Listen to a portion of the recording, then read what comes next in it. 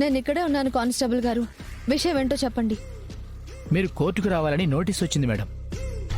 తెలిసిన విషయమే కదా, నేను వస్తానులే, మీరు వెళ్ళండి. అసలు మాకు ఆలోచించుకోవడానికి కూడా టైం ఇవ్వట్లేదేంటి? ఏమో సార్, మేడం మీ మీద ఆ ఏసీపీకి పీకల దాకా కోపం ఉంది. మీరు కొంచెం జాగ్రత్తగా ఉండండి మేడం. అసలే ఆవిడ హడావిడి చూస్తుంటే మిమ్మల్ని ఉద్యోగంలో నుంచి తొలగించాలని చూస్తుందో లేక మిమ్మల్ని భూమి మీదే లేకుండా చేయాలని చూస్తుందో మాకు అర్థం కావట్లేదు మేడం.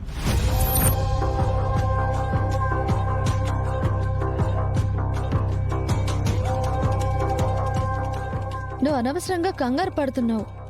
ఆవిడ నన్నెందుకు చంపాలి అని అనుకుంటుంది? మీ మంచితనంతో మీకింకా అర్థం కావడం లేదేమో మేడం. స్టేషన్లోకి అడుగు పెట్టగానే మీరు ఎక్కడున్నారు, ఏం చేస్తున్నారు, ఏదో ఒక రకంగా లాకప్లో వేయాలని చూస్తుంది.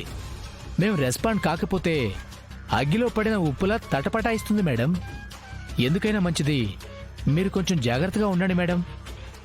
ఇదిగోండి, వస్తాను మేడం, వస్తాను సార్.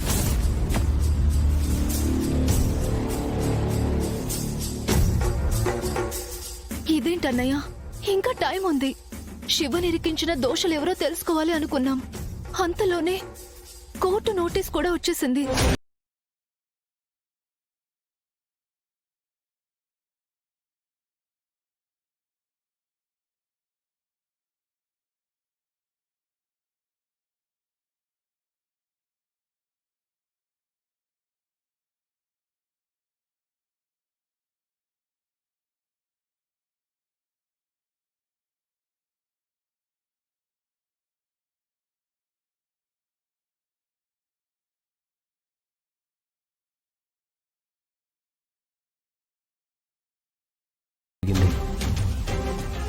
నిన్ను ఎవరు కలిశారు?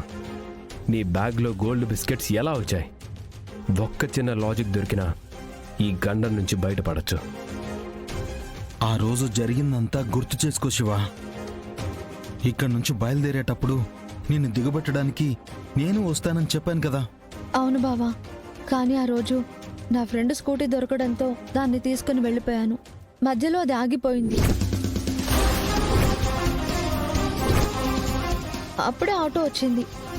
అందులో డ్రైవర్ లోకల్ వాడే, కానీ ఇద్దరు రౌడీలు అప్పటికే ఆటోలో కూర్చుని ఉన్నారు.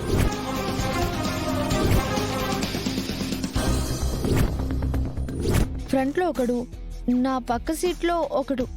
కాసేపట్లో స్క్వాడ్ వస్తుందని వాళ్ళు ఎలా కనిపెట్టారో కానీ వాళ్ళు దిగేసి వెళ్ళిపోయారు.